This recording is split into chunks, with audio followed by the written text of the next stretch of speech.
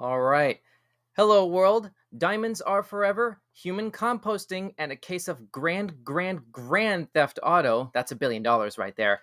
I'm Don, and you're watching Showcase for the week ending Sunday, October 2nd, 2022. Stop the presses. This is our Sunday show, and that means weird headlines and your live chat comments. With me tonight is my very good friend and colleague, Mr. Kaiko. How you doing tonight, man? $20 says, what's going on? What's going on? I'm breathing. Good to see that. Good to hear you. Yes, Thanks sir. for joining us tonight. And thank you at home as well. Don't forget to hit that like button and subscription bell. And as always, if you're with us live, drop us a line in the live chat, and we just might read it off live on air. So let's go ahead and get rolling. There we are. With the first order of business that comes to us from Scientific American. Come on. Here we are. So this is in the field of geology, apparently. Ultra-rare diamonds suggests Earth's mantle has an ocean's worth of water. Wow. Okay. All right, let me take a look at this here. This was first published on September 26th. Wow. Yeah, this actually came up in our thumbnail, basically. Alonzo, our graphics person, found this image and put that in the thumbnail for this episode. Like, that's the brilliance of this diamond, actually, kind of like throws me like aback for a second there. This is 1.5 carats, it looks like, according to the description on this image. Let's see. A beautiful blue flaw in a gem quality diamond from Botswana is actually a tiny fragment of Earth's deep interior, and it suggests our planet's mantle contains oceans worth of water. The flaw, technically called an inclusion, looks like a fish's eye, a deep blue center surrounded by a white haze, but it's really a pocket of the mineral ringwoodite from 660 kilometers down at the boundary between the upper and lower mantle. This is just the second time scientists have found this mineral in a chunk of crystal from this zone, and the sample is the only one of its kind currently known to science. The last example was destroyed during an attempt to analyze its chemistry. Wow. Okay, so that's the headline here. Kaiko, your thoughts? That's amazing, and I want to go journey to the mantle and give me some crazy diamonds. Oh, really? You're going to do some excavating? Desert Kingdoms does, science. So what are you going to, so what would you do, Kaiko? What would you do if you found like a vast untapped reserve of diamonds or water or some other sort of precious like resource like that nobody else had found? I mean, I would definitely keep it to myself. I wouldn't tell a soul, you know what I'm saying? And because not because of selfish reasons, because I don't want it with. I wouldn't mess with it. You see what I'm saying? And I wouldn't want other people to go, and water especially. If it's a source of, if it's a whole untapped touching this water, there was nothing that ever touched it before. And even if I touch, like, you know. So it sounds like you're approaching this more from a conservation sort of standpoint. You want to sort of like safeguard it. Exactly. So, you know, I mean, and I would probably selling diamonds. Like, I'd sell it. I'd have to sell it on the black market. They're not going to tell no. They're not going to tell nobody. One last bit. This discovery indicates that this very deep zone of Earth is soggy, with vast amounts of water locked up tight within the minerals there. Though this water is chemically bound to the mineral's structure and doesn't flow around like an actual ocean, it does likely play an important role in how the mantle melts. This in turn affects big picture geology such as plate tectonics and volcanic activity. For example, water could contribute to the development of areas of mantle upwelling known as plumes, which are hotspots for volcanoes. Yeah, and this doesn't say anything to do with how, you know, as things like extreme weather events like the hurricane that's been happening this last week, or other similarly exacerbated elements of climate change, how that might affect these various geographic or geologic, hotspots around the world. But Kaiko, I hear where you're coming from as far as conservation. Hey, you gotta, you know, you can't let, because there's too much pollution from people. You know what I'm saying? Like. Anyway, what about you at home? What do you guys think about this? Go ahead and drop us a comment in the chat feed if you're watching us live, and we'll be happy to include your reaction in the discussion as we proceed along. And don't forget to smash that like button and subscription bell. Let's move on to the next topic, which comes to us from Ripley's. Here we are. This is more things on diamonds, it seems. Lasers can transform plastic into diamonds, scientists find. Wow. Now that's weird news right there. So diamonds apparently are going to be very inexpensive. I mean, it stands to reason that there's a chance for that if this actually holds. Brain Spaz, hey, Brain Spaz, thanks for dropping by again. More science is what Brain Spaz says. I see we have a preference for tonight. That's cool. That's cool. Here we are. Let's see what we have here. Okay, so what happens when you assail sheets of cheap plastic with high-powered lasers? This was the question a group of European researchers decided to explore. The results made jaws drop as bits of trash became nanodiamonds. What are nanodiamonds? They're itty-bitty gemstones measuring just a few billionths of a meter, aka nanometers. In other words, they're no path to cheap jewelry. Well, Kaiko, there you go. Unfortunately. Exactly. Yet, the story goes on, yet they come with a surprising number of possible applications. As German physicist and study co-author Dominik Kraus notes, nanodiamonds could be used as ultra-small and very precise quantum sensors for temperature and magnetic fields, which may result in a plethora of applications. Possible applications include using them to turn carbon dioxide into other gases. Some researchers think they could be employed to deliver medicines to specific parts of the human body. Researchers also hope this line of study will help solve the current plastic pollution problem plaguing the world's oceans. Okay. So, boy, wow. they gonna start selling Designy, and the Designy gonna be like $600 for a pack of water. I mean, I'm not sure that it would go that far necessarily. First of all, at that point, they would have to just basically relabel the whole thing, like $600 for a water bottle with a bunch of diamonds in it, basically, because that's how you can sort of get away with packaging it at that point in order to justify that cost. But at the same time, though, it's like, what in the world? You don't want to oversaturate the market with something that can pass as better than cubic zirconium or something like that. Like, what in the world whatever kind of process they go through for how this is possible, I can't help but wonder, just a layperson perspective, what on earth does this do to the value of genuine article diamonds, and how do you sort of differentiate between the two? What does that do to that value system? And it's great that we're coming up with these kind of outside the box ways of dealing with our plastic in the oceans and stuff like that. I mean, a diamond is a diamond, man. Listen, they're gonna make diamonds like that. There is no value to a diamond, and that's not the way. So it's like, Let me see here. Yeah, there's not much else to this. Say again? No, I'm saying I don't think it would make much of a difference. Yeah, well, wedding rings are gonna be made of palladium or something. So. Oh yeah. Ladies, how would y'all react to being proposed to with a wedding ring that was made from a plastic bottle? I guess. Exactly. That's where it's going. I mean, but anyway, this, let's see, this last thing, here we are. In terms of the specifics of the experiment, here we are. Here's the meat and potatoes of it, everyone. Physicists used a sheet of polyethylene terephthalate. I hope I pronounced that right. Or PET, plastic, basically the same stuff found in soda and water bottles, right? After superheating the material at 10,000 degrees Fahrenheit for a billionth of a second. Wow. The heat mimicked the Earth's atmospheric pressures, only millions of times stronger. The nearly instantaneous process hypercompressed the plastic, changing its molecular structure. The carbon found in the plastic crystallized, permitting oxygen and hydrogen to escape. The crystallized carbon created nanodiamonds. As for the oxygen and hydrogen, they became superionic water or superionic ice. Okay, so we're talking about a process that takes in trash and puts out diamonds and water. Yeah, that's Brain Spaz says, exactly. Brain Spaz says where I was coming from with the first reaction. Who cares about the value of diamonds? We need to do something with all that plastic and save the planet. Thank you.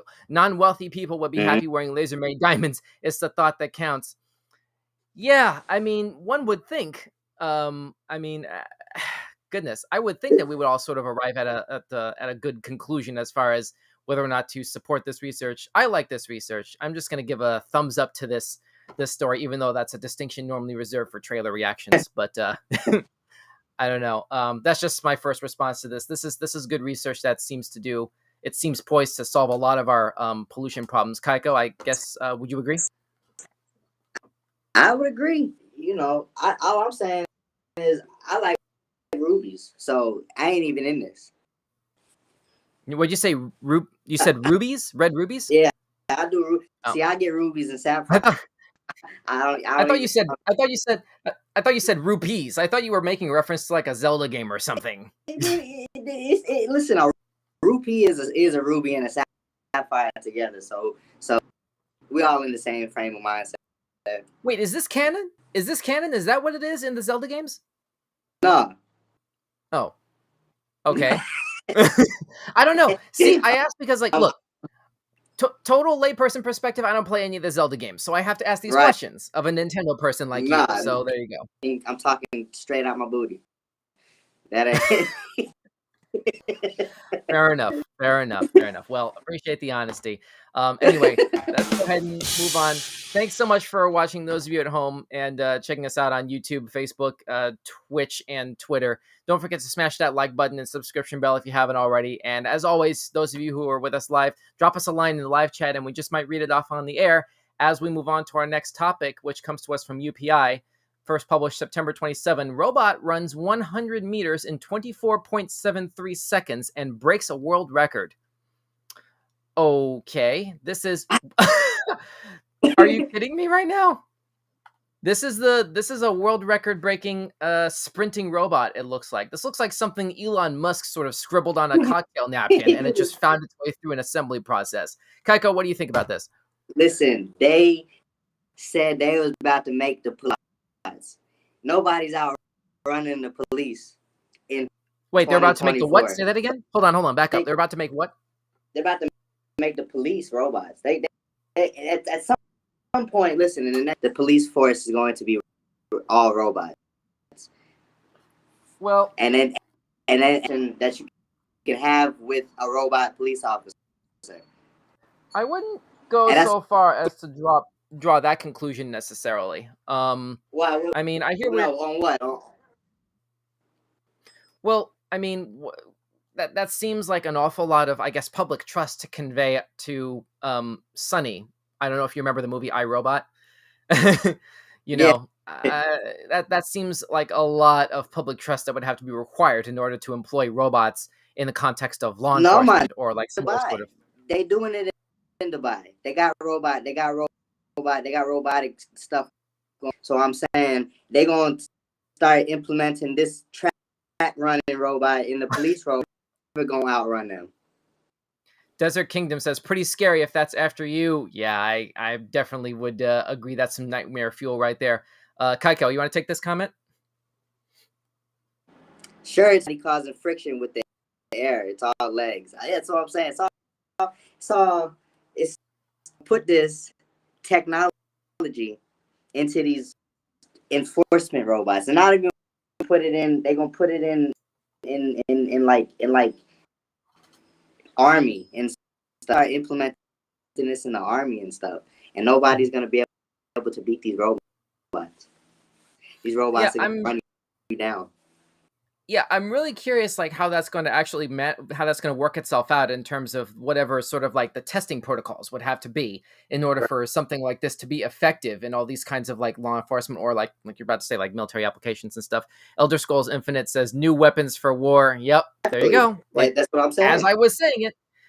What? Yeah, exactly. You know. Let's read along here and see what else is happening here. Thank you for the comment, Elder Scrolls Infinite. Let's see. A robot developed at Oregon State University broke a Guinness World Record by running 100 meters on 2 legs in less than a half minute. Oregon State University's College of Engineering announced the robot, developed at the school and produced by OSU spin-off company Agility Robotics, broke the Guinness World Record for fastest 100 meters by a bipedal robot. The robot, dubbed Cassie, took to the track at the school's White Track and Field Center and ran the 100 meters in 24.73.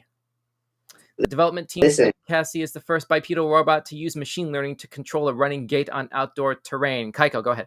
Nah, I'm saying my uncle don't got a leg. I know to get it for Christmas. But like he would have to have like assurance that there'd be like total that he Right. would have to have you'd be able to have total control of it. You don't want it to have you don't want I'm it gonna to be thinking of like go ahead. listen. I'm gonna tell him. I'm gonna say, listen, man. This robot is 2 legs. That means you got to get rid of something. So I'm inclined to see. I hear where you're coming from with that. And actually, my mind sort of went to a similar place of suspiciousness because I remember. Do you watch Archer? Do you watch this show on FX on the FX network called Archer? I've seen it, but I've never really gotten into it. Well, so they have a character on that show. I think it's Ray. I think it's the Ray character who has robotic legs. Basically, he got paralyzed several seasons ago, basically, and so the cure for that was to just basically replace his legs with cybernetics. Right. And that became a running bit where the roboticist scientist character on that show can literally sort of like with a few button commands basically can sort of remotely commandeer his legs. So that's kind of the anxiety here, like to make sure, like, how can you be assured that your legs aren't going to get hacked and make you go somewhere? You would never know. You didn't because the person who gets the legs did not create the.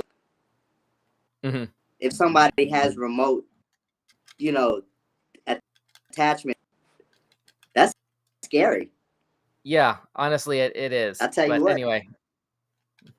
I'll tell you what. Yeah, let's move on. Oh wait, I think we have another comment coming through. Control, thank you. Brain Spaz says, "Ew, what an idea, hacked legs." Yeah, I got to agree there. That's nightmare fuel right there in a nutshell. But at least I think Kaiko, it's safe to say, like with both of us, that will be nightmare fuel. Those of you at home, what do you think? Would you be open-minded to the idea of cybernetic legs? If heaven forbid something unforeseen happened, and you needed some sort of a prosthetic like this, drop us a comment if you have a conflicting opinion. We're more than welcome to hear it out. Let's move on. In the meantime, to the next item on the docket here. Let's see. This comes to us from the British Broadcasting Corporation, the BBC, under the field of space. What's the risk of being hit by falling space debris? Well, I wanted that every day of my life, and that is one of my fears. From space just hit me. Well, goodness. Yeah, this image actually says it all right here, honestly. This whole thing. Like, you have the rocket, and then like as it sort of trails off at the end of the rocket, you can see like pieces of the chassis and the shell, I guess, if you want to call it like that. Really, it's the chassis just sort of falling off. And it's just, you can definitely see how that's going to be a big, gigantic problem. Man. Earlier this year, okay, here's the story. Earlier this year, there were 2 separate incidents of space debris hurtling back to Earth in unexpected places. The uncontrolled re-entry of a Chinese Long March 5B rocket over Malaysia was swiftly followed by reports in July of some spacecraft parts turning up in regional New South Wales, Australia, now confirmed to be from a SpaceX Crew 1 mission. As the space industry grows, it's safe to say such incidents will only become more frequent, and they could pose a risk. But how much of a risk exactly? Let me pause there. Desert Kingdom says, note to cyber legs. Yeah, I hear where you're coming from there. I told you, I tell you all the time, I want an arm. I want a robot arm. But no legs. We ain't doing the legs. That's your tolerance threshold. You don't want you don't want legs. You want full motor autonomy, navigational autonomy. Exactly. That makes sense. But back to the space debris thing, Kaiko, you were saying at the beginning of this piece that this is one of your biggest fears. Seriously? I said it ain't my biggest fear. I fear that or what if a rock boy just decided to come hit me in the head? That's scary stuff. Yeah, see, hopefully it wouldn't be something along those lines without some sort of an advanced warning system. Presumably there would be some sort of a I don't know what the right term for it is. All I can think of as an example is like an Amber Alert sort of thing where it blasts out to everybody's cell phones in an immediate vicinity. Like, hey, everybody in here is potentially within the blast zone or within like the the damage area, the damage radius of this rocket that's falling from space, that's falling from orbit. Y'all need to get out of here now. Like, there has to be a safe way to let people know and get them time to evacuate. Right. Exactly. Let's see. We know what space debris is. Let's see. To date, China has launched 3 Long March 5B rockets, and each has been deliberately left in an uncontrolled orbit. This means there was no way of knowing where they would land. Oh my God. And that's in orbit. So that can literally be anywhere in the world. As for the SpaceX debris found in the Snowy Mountains, Australia, SpaceX deorbits its rocket parts in a controlled fashion and designs other components to burn up upon re-entry into Earth's atmosphere. But as you can see from the latest news, these things don't always go to plan. So how dangerous is space debris really? Okay, this is an important bit. Here we are. We have a Twitch comment. Welcome. This is from Luxury Soul GFX3. Hello, I do graphic design. Cool. DM on Twitter. Thanks so much for the shout out. Might be able to open up a conversation there. Thanks for the shout out. I guess keep an eye on your inbox. We'll see if something might come of that later. Anyway, but we got to go back to this. Thank you for the message. How dangerous is space debris? As far as we know, only one person has ever been hit by it.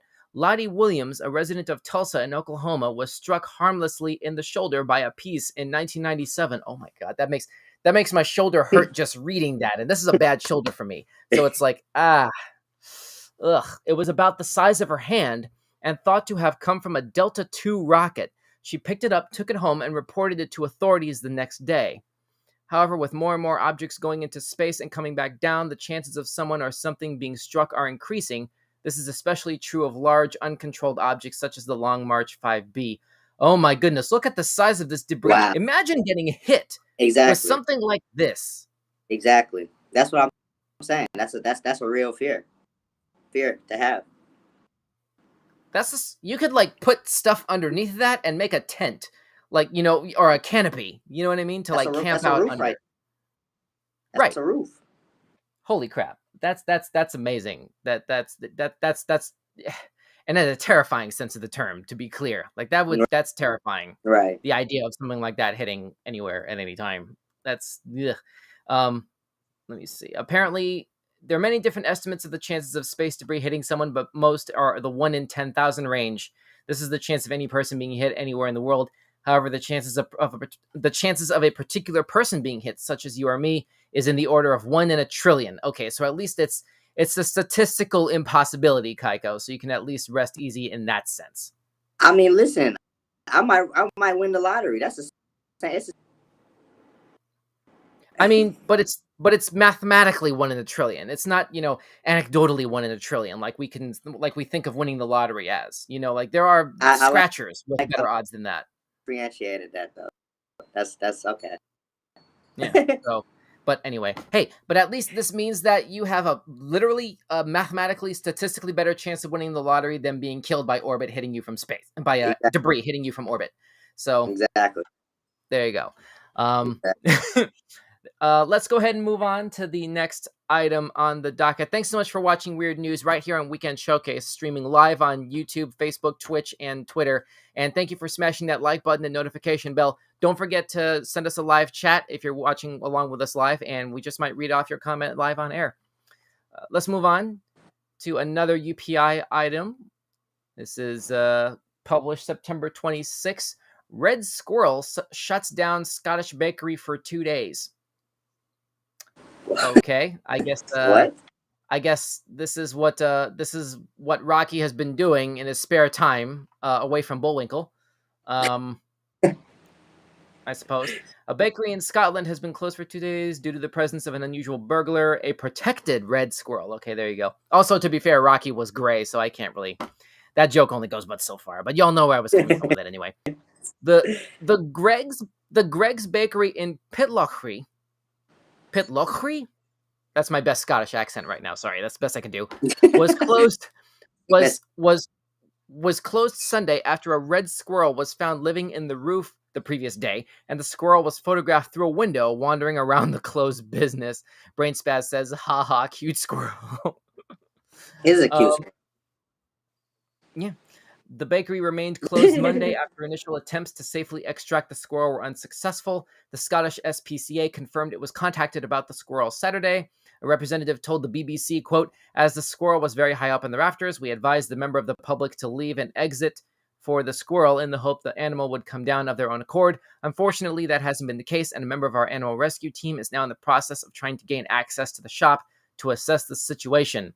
Specialists are working to safely extract this." This is an ongoing story. They're working to safely extract the squirrel, which is a protected species in Scotland. Greg's officials said the store will be thoroughly cleaned before reopening once the animal is safely outside. So, Kaiko, a wild animal, not necessarily a squirrel, but a wild animal finds its way into your home. How would you deal with it? Well, before I got to deal with it. So, listen, I got a video of one of them bringing in a chipmunk. But she brought it in, and you know why she brought it in? Because she was telling me that she wanted me to be proud of her for bringing a dead. All right, made a little video too. So all right, I said thank you, Echo, and she I was happy about it. Brought me a chipmunk. So what I say is a squirrel come in, boy. It's the squirrel. Wait, squirrel come in, and what was the end of that? I said if a squirrel do for that squirrel. I'm sorry. There's still some technical glitches on my side. You said you would get rid of the squirrel. No, I said it'd be a sad day for the squirrel. Sad day for the squirrel. Okay. Yeah, exactly. I guess just from being in the wrong place at the right time. These cats are gonna eat them up. These cats are gonna destroy them. Oh, you're talking about your house pets. You're talking specifically about your house pets. Okay. My cat is gonna. Before I get to deal with it, they gonna deal with it. Oh wow. That's why I have them. Yeah. Well, that's at least an honest, if vivid, picture to paint for people at home during dinner time. But okay. I asked. Okay. Well, at least there's a chance that you would be able to get to it before the cats, or unless you're just really going to say that the cats would just get it before you. Right. Now, if a squirrel got into my house, I would do everything squirrel as a pet because I like you would squirrels. Keep it. I would keep the squirrel. If it was this squirrel right here, I would definitely keep the squirrel. You know, so that's a nice look. Well, all I can say is help control the pet population, have your squirrels spayed and neutered. All right, let's move on to the next item on the docket here, which comes to us from Games Radar. GTA Online player get out of here. All right, GTA Online player, Grand Theft Auto Online player becomes a billionaire after 18. Sorry, here we go. Fix the picture. Grand Theft Auto Online player becomes a billionaire after 18,340 hours played. Wow. 18,000 hours in Grand Theft Auto. This is how you get on the news. You have to do something like that. I understand the world now. You have to accomplish something like this. Well, I mean, this isn't the first time we've seen something like this in the news, to be fair, at the very least in terms of Grand Theft Auto. I mean, no, that's what I'm saying. I see the pattern. I see the pattern. Stuff like this. This guy, I'm saying he had to, when he did this, like, listen, I spent, bro, I done time myself. But 18,000 hours, my dog, to do this. Y'all need to on MSNBC. You see what I'm saying? Well, I'm just amazed that it was I'm just curious how long it took over the course of those 18,000 hours. But you know, that's $1 billion. That's I about spotted by Eurogamer. Spotted by Eurogamer, a GTA Online player, there's a typo there, posted a screenshot to the game's subreddit with the title "Finally $1 billion." The screenshot shows their bank account at a cool $1,341,581, while their cash in hand is a still impressive $10 million. Their playtime, 2 years, 1 month, and a few days. Okay. The responses to the screenshot are varying stages of incredulity, with one commenter pointing out the user's playtime roughly works out to around 6 hours a day every day since GTA Online dropped in 2013. But the billionaire in question took to the comments to give refute to that and give some sage wisdom, writing, AFK on security cams to max nightclub earn. Okay, so yeah, he's talking about this player is talking about the nightclub managing system that you can do in game. To use that, you can use that as a way to generate passive income in the game, but you can only do that up to a certain threshold. The safe in your management office in the nightclub in the game can only hold so much cash. Ms. D says, "I guess I shouldn't knock young people who game all the time." I mean, that there is something to be said for the diligence and consistency required in order to pull that off. However, let's not forget, this is in-game money in what's a soon-to-be defunct video game once GTA 6 drops. You know, you ain't lying. Boy, you're not lying. This man did all that for no reason.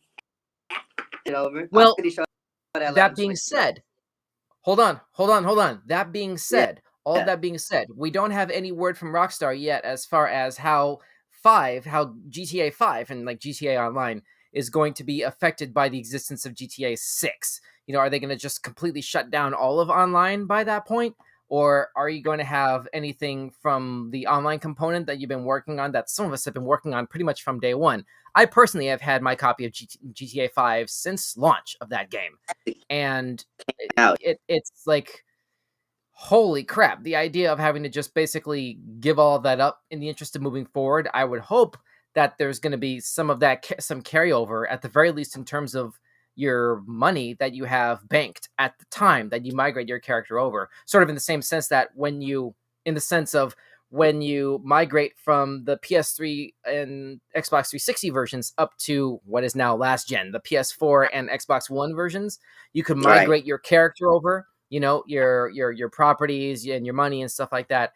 And you can do the same thing to migrate up to the current version, the PS5 and the Xbox Series consoles. You can migrate your character and progress up that way, but it only goes in one direction. You can't go backwards to the generation that you imported from. Hopefully you can carry at the very least your money forward, if not having to, you know, completely start over for all intents and purposes. Or they could just do the Destiny 2 approach. I could see them doing Destiny 2 where you can carry your character forward, but nothing else. Right. I mean, listen.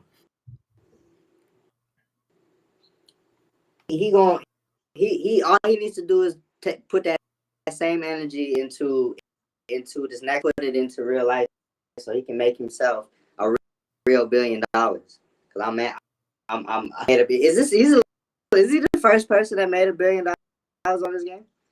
I don't believe so. Certainly not after the game's been out 9 years, 10 years next fall. Yeah.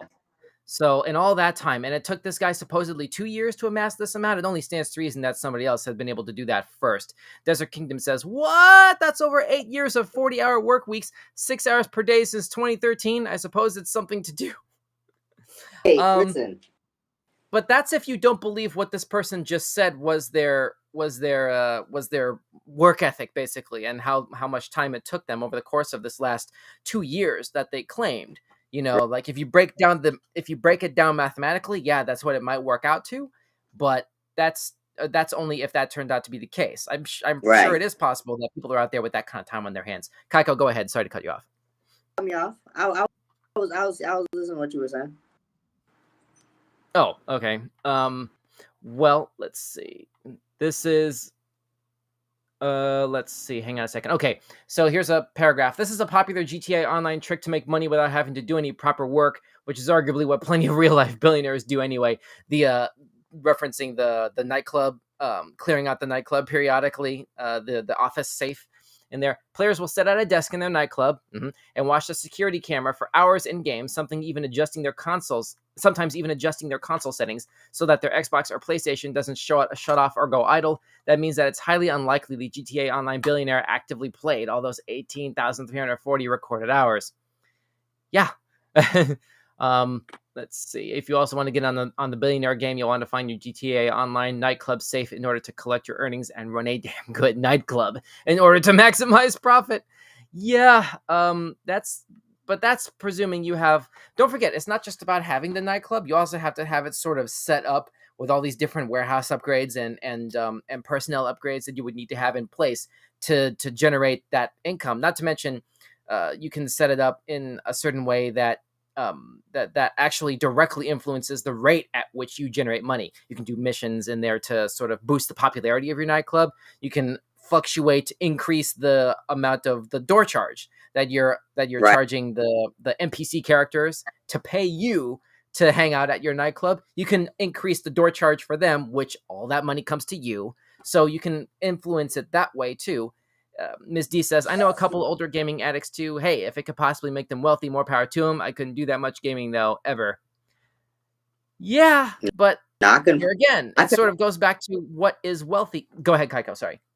No, I was saying I feel I can't play. The only game I could play that long is Pokemon. That's the only. Okay. So could you see yourself becoming a Pokemon master after 18,000 hours played? Listen, I've been a Pokemon master since 1995. 1995. How is that possible since the first Pokemon games didn't come to America until 97, 98? Well, because I am Pokemon. Listen, let me tell you something. You know, listen, hold up. There's 9 generations. New game ain't even out yet. There's 9 generations times 8 is 74. Am I no more. What is 9 times 8? 72. Elder Scrolls Infinite says gaming pays off when you're invincible in a game. I don't want invincible. I don't want Pokemon Master. I got 72 badges. Is what I'm trying to say. That's the point I was trying to make. Not out yet. Say that one more time, Kaiko. I'm sorry. Nah, I already got all the badges from this game. The latest game, the current game? The newest Pokemon game, man. I'm saying I already had the badges for that game. Oh wow, that didn't take too terribly long. Goodness, right? I mean, that just came out. How long ago did that? Wait a minute. Are we talking about Geez, I'm trying to remember. After Sword and Shield. I'm trying to remember the name of the latest one. The latest one is Legends. No. But that's not the Arceus game was last year, I thought. Right, but that's the most recent one that's out. So, but there's another one that is. You mean it's not out yet? It's about to come out in October, and later this. Scarlet comes out in November. Scarlet, that's right. Scarlet and Violet. Yeah, that's right. That's what I was trying to remember. Desert Kingdom says gaming pays off. They're not even out. Exactly. Yeah. Let's see. We have 1, 2, 3, 4, 5, 6 more stories left here. Let's go ahead and move along here to the next topic. Unless Kaiko, any last thoughts on this, and we can move on. I say more power to them. I hope that they switch to put his money onto this new game, because I feel bad for him if they don't. I feel bad for him if they just say forget 5 and we on 6 now. All right. Well, I guess let's go ahead and move along, and hopefully we'll be able to get.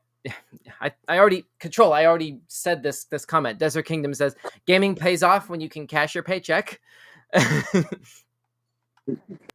Exactly. So yeah, you have to have the kind of paycheck where you can actually sort of like passively do this sort of thing, I guess. Right. Anyway, or a livelihood where you're sort of like passively making money somehow in real life to be able to afford this. But anyway, I guess there's really no other way to react to this piece, I guess. But let's go ahead and move on. We have 6 topics left before the top of the hour. And thanks so much for watching and sending in those live comments. Keep them coming in. And don't forget to smash that like button and notification bell right here on Weekend Showcase. Let's move on. Next item comes to us from, this is another UPI thing. Man becomes the second ever to kayak from California to Hawaii. This looks like a jet ski. What? DJ, okay. DJ system set up on it. Are you talking about this back here? What is that? I don't know. Those looks like solar panels on the very back of it, though. Okay. Yeah, it looked like a little DJ. I like this man really living out here right now. Maybe. I don't know. Can't knock him at all. So, a California man became the second person to ever kayak from California to Hawaii, a journey that took him 91 days. Cyril Derumo, age 46, of Marin, set off from Monterey in June in his modified kayak, which included pedals and a small sleeping cabin, but no motor or sail. It looked like a jet ski to me, quite honestly, but okay. He got pillows and stuff all in it. He good. Derumo's journey ended 91 days later when he arrived in Hilo? Is it Hilo or Hilo? I'm not too sure. Last week. The adventurer attempted the same feat last year, but ended up being rescued by a Coast Guard helicopter due to weather and equipment issues. Derumo said he spent about 10 hours a day paddling. He told KGO TV, quote, "I went easy and you have to have the right calories. I was eating 4,000 calories a day. I was making sure that I would rest sufficiently at night," end quote. Ed Gillay became the first person to successfully kayak from California to Hawaii in 1987. Final thoughts, Kaiko? Like, is this something that you think you would do or you could do? Kayak. I would have bigger. I get something bigger than that. I'm gonna have a ship in life at some point, and got the need to be on the water, but I don't know what he got going on. He got that thing can flip. He got a big kayak. Yeah, you gotta be. But that's what I'm saying. Miss D said, and she said that wouldn't have been enough time. That wouldn't have to find after I got through throwing up. Yeah, exactly. See, no, but I could be on the ocean all the rest of my life. I don't get seasick. I like the ocean. I like So the very end of that, you said you don't like being on the ocean? No, I love the water. That's what I'm saying. I love the water. Okay. Yeah, I could always be on the ocean. I don't know if I'm a big fan of swimming, but I like the water. How are you? Wait a minute. You like the water, but you don't like swimming. Like, I don't need to be in the water. I just need to be on a boat. With the water around me. I don't need to be in the water. Okay. I get a hot tub. Yeah, nobody ever seen that before. A hot tub in the ocean? Or on the pirate ship. Well, I'm pretty sure we've seen pirate ships in the ocean. The pirate ship in the ocean. But I would be very careful, sort of like using that though, that latter example though, for obvious reasons. But anyway, let's see. So yeah, that's it for that particular topic. What are your thoughts at home? Those of you who are watching along, feel free to keep those comments coming through. And thanks so much for smashing that like button and notification bell. And for watching Weird News live right here on Weekend Showcase, streaming on YouTube, Facebook, Twitch, and Twitter. Let's go ahead and move on. And by the way, don't forget, if you're watching along, hit us up with your recommendations. If you have any weird news topics you think we should talk about on our weird news streams every Sunday night, hit us up on our Linktree page, which is scrolling at the bottom of the screen right now. Linktree/Weekend Showcase. There's a contact us form right there. You can just send us a message, send us an email right there, and we might actually use your topic and give you credit for it. So definitely look into that if you get the chance. Yes, sir. Let's move on. Next piece, this is from CBS 8, it looks like. Yeah. California legalizes human composting as an eco-friendly burial option. Okay. The law won't go into... No? Just immediately no? They tripping. I mean, hang on. There's a video attached to this. Let's take a look at this. Hang on. Here we go.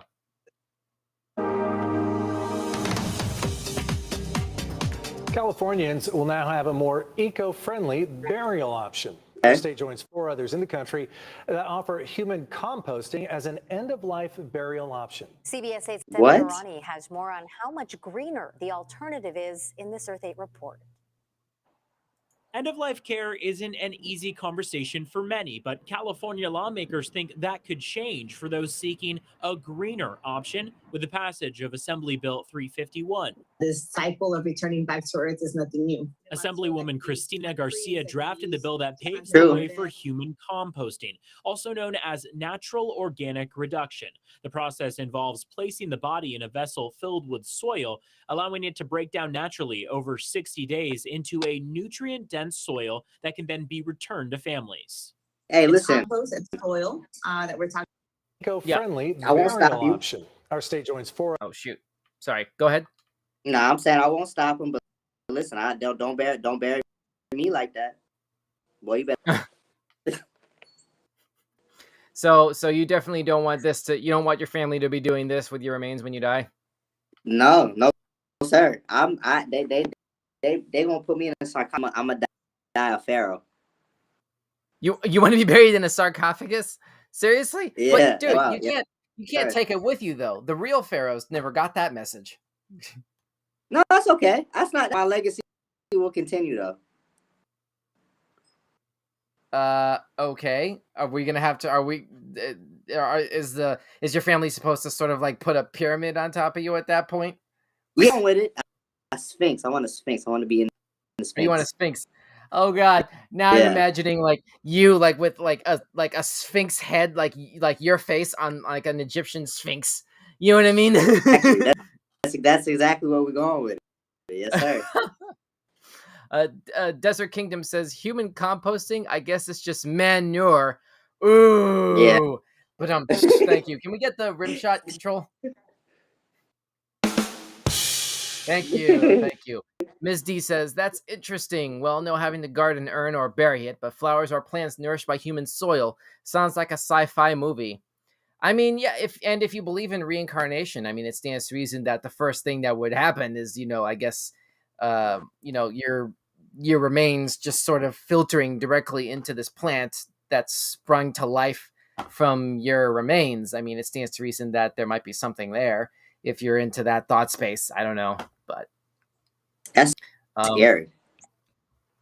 I mean, I guess it's not. Depending on what animal chooses to use you as a restroom, it can be. Restroom or food. I don't know. But anyway. Natural organic reduction. The process involves placing the body in a vessel filled with soil, allowing it to break down naturally over 60 days into a nutrient-dense soil that can then be returned to families. It's compost, it's soil that we're talking about. Soil that could be used to plant trees, that could be used to plant a garden. That is also good for the environment. We lay a bed of organics, straw, alfalfa, and sawdust into the California, however, is not the first state to allow it. The process has been well underway in 4 other states. Micah Truman runs Return Home just outside of Seattle, Washington, and has offered the process to families for over a year. California is the bellwether, and the fact that you guys have ratified means it's simply a matter of time until the rest of the states in the union do. It's also part of a continued push across the state of California to reduce carbon emissions and reduce climate change. Cremation, 30 gallons of fuel per case and blows 530 pounds of CO2 into the air.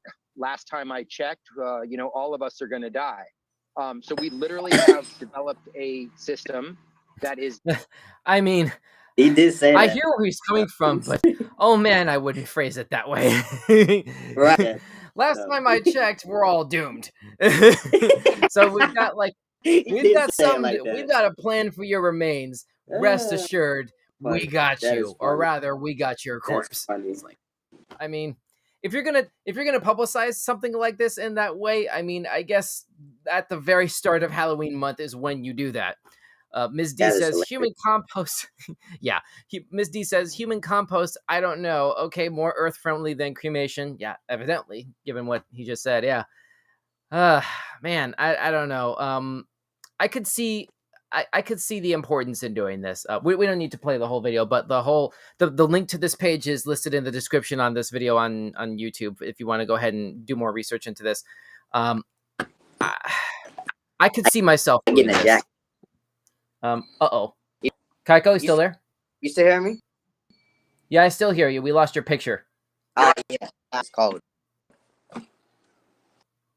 I'm still watching. Go ahead. No, I just get a jacket.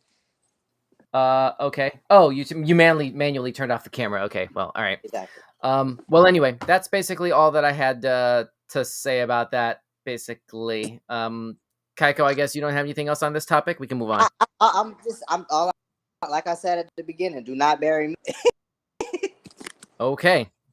Yeah, let the record show Kaiko, Pharaoh Kaiko wants to be buried in a sarcophagus when he dies. So there you go. Exactly. Definitely keeping that on the record there. All right, let's move on to, we have 4 topics left. Let's see if we can power through this in 10 minutes here. South African woman sets world record for eating chicken feet. There's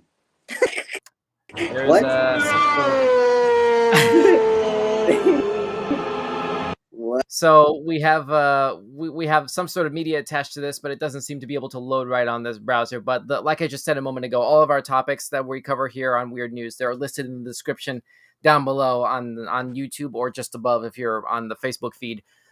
Let's see. This is okay. Oh my goodness! I apologize in advance. I'm not going to be able to pronounce this correctly. I think Violvethu Simonile. Anyway, this name Simonelli. Salmonella. Boy, you said salmonella. Oh no. No, that's not it. That's not it. Listen, her name is Bululu. No, stop. All right, let's stop butchering her name. Sorry. Competing against her colleagues from the Mashamplanis Lounge restaurant and bar in Umlatsi, Durban, downed about 3.5 chicken feet in the 1-minute time period to win the competition and set the record. Brainspaz says, give it up. We've already moved on. Don't worry, Brainspaz. Vuyo beat the other. Thank you, a nickname. Okay, Vuyo beat the other participants by some margin.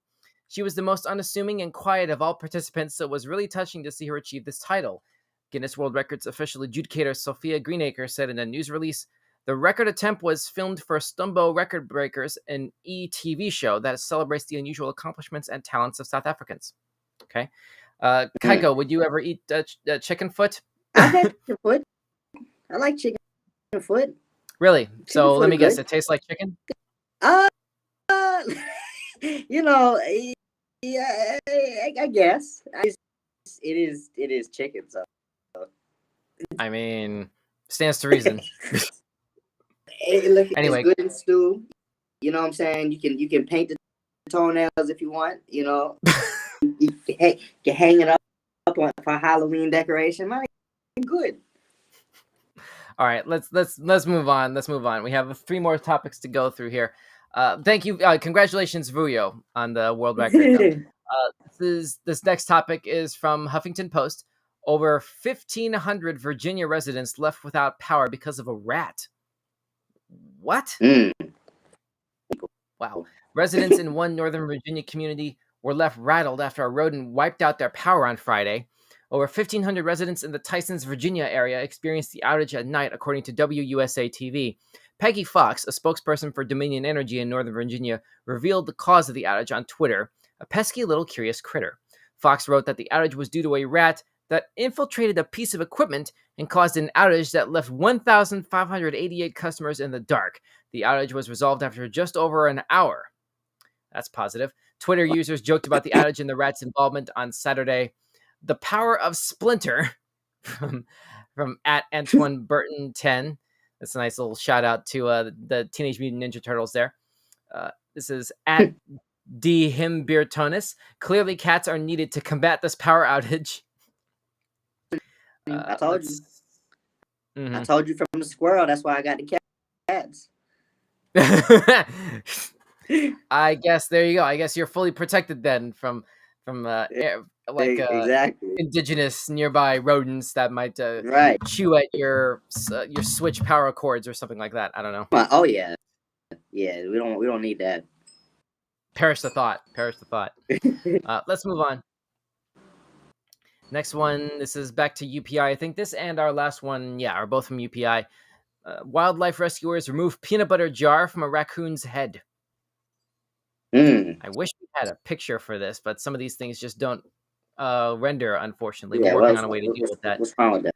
The link is posted in the description of this video if you want to actually like click through it. Don't worry.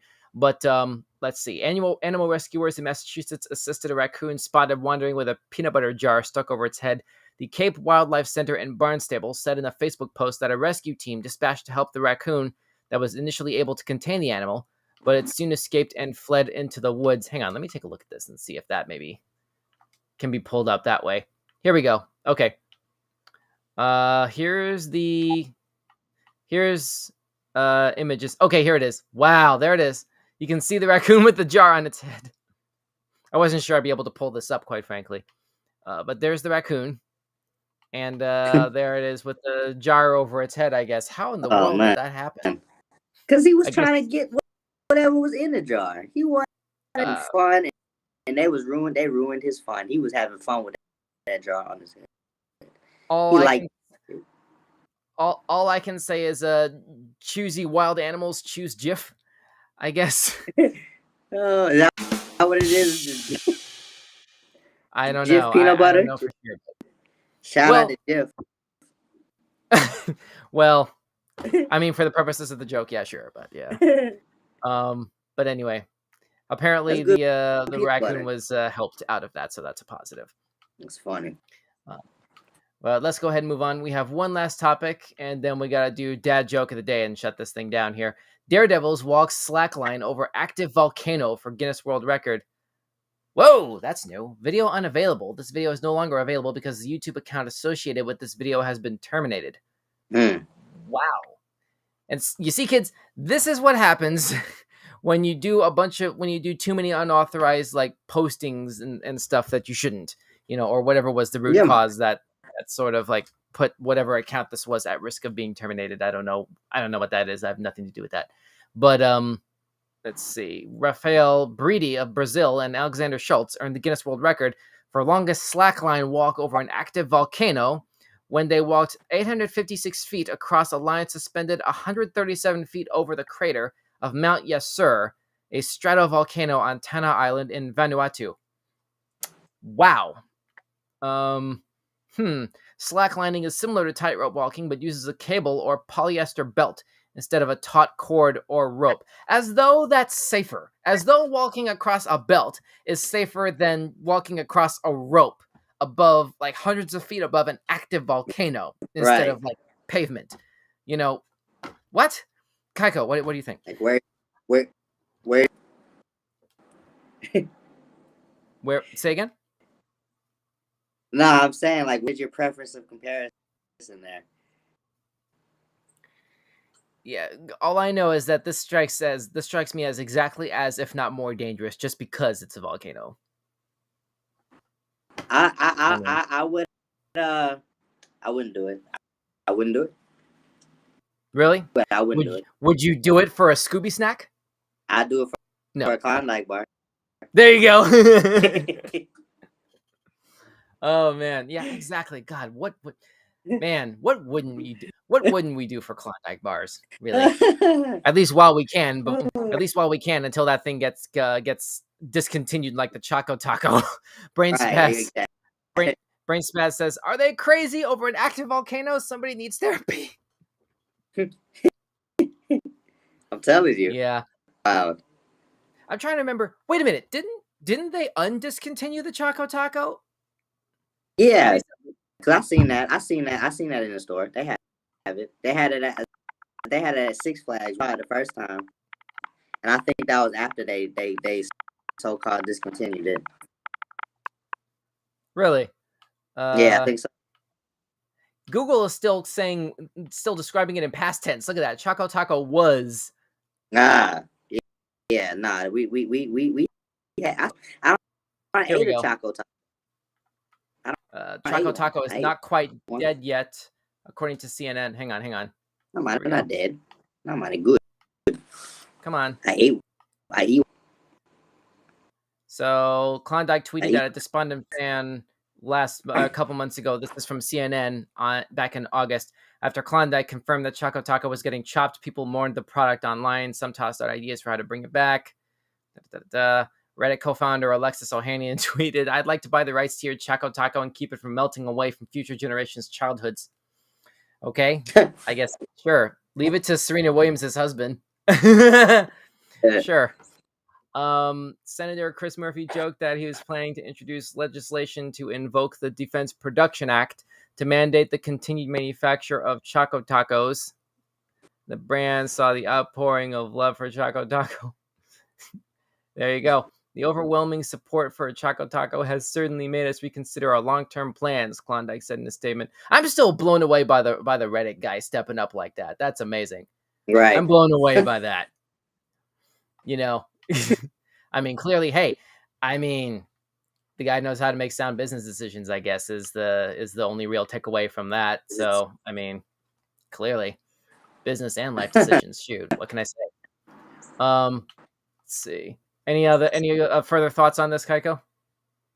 No, I like me some ice cream, man. I mean, not this. The sorry, the volcano. And the No, I wouldn't do it, man.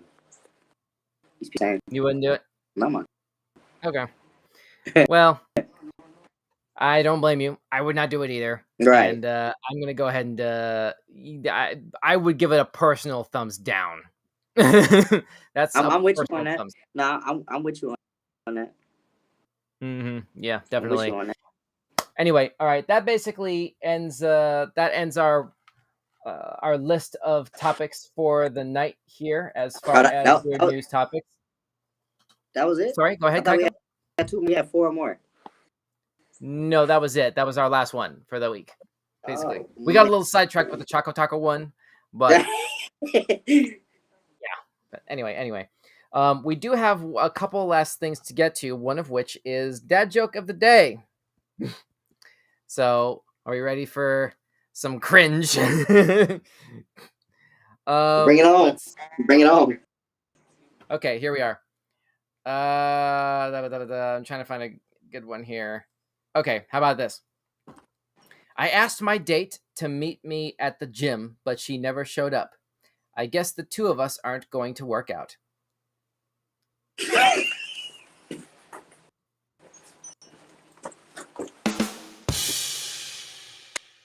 There you go.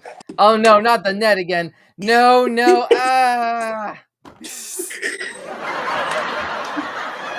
those who missed this on Friday, that's Kaiko's little shorthand gesture for it. That was terrible. Don't ever do that again, basically. But anyway, all right. That's basically all we got. It's right at the top of the hour right now, so we're gonna go ahead and shut this thing down right now. What was your favorite headline for the night, Kaiko? Put a thing. You know you always gotta put a thing. Put a thing. Wait a minute. Desert Kingdom says that wasn't a strong dad joke. I mean, all right. I'll try another one in a moment. Tell you what, I'll try another one in a moment. But first, yeah, Kaiko, what was your favorite for the night? I said, pull a list up. What we have? It's a lot. But hang on. We had, darn it. Let me pull this up again. Here we are. So we had the plastic being made into diamonds thing. That was a good one. Sorry, hang on a second. Oceans worth of water hidden deep in the earth, right? Yeah, that was a good. We started off one. With that was a good one. The plastic into diamonds thing. Robots running. We talked about that.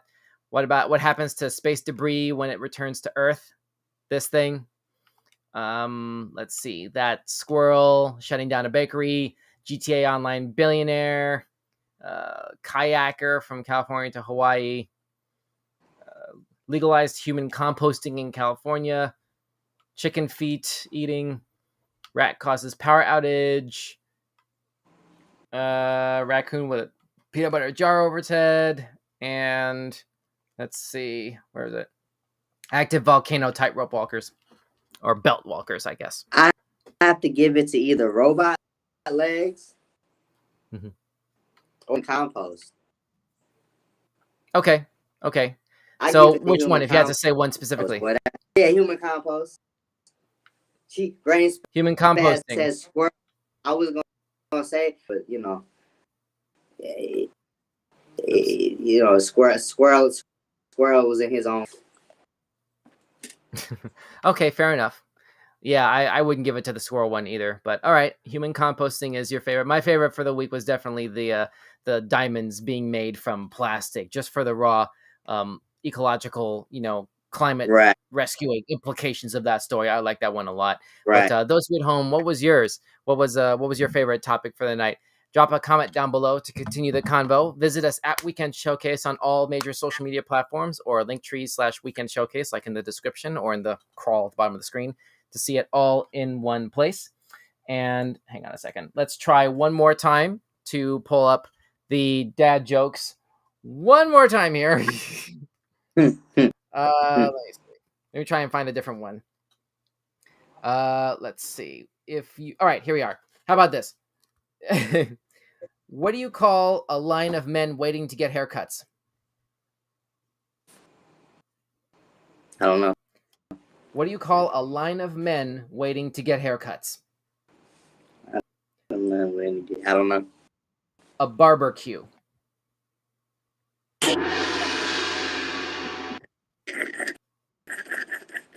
You got to admit that was witty. You got to admit that was some strong wordplay there. You got to admit a little bit there. A barbecue. Listen, my dad would never make that joke. Fair enough. Anyway, that does it for that's all of our. Go ahead. I'm sorry. Nah, he said I was a teeny better. That was a little. Yeah. Thank you, Brain Spaz. All right, cool. I'm glad we got on a little bit better footing there to wrap up with. Anyway, that's all we got for weird news headlines and dad jokes and all that stuff. Desert Kingdom, that one cut me up. Thank you, Desert Kingdom. All right, that's all we have for tonight. Thanks so much for watching Weekend Showcase. We will see you once again right here this coming Friday at 8:30 p.m. Eastern, 5:30 Pacific for another new trailer reaction show.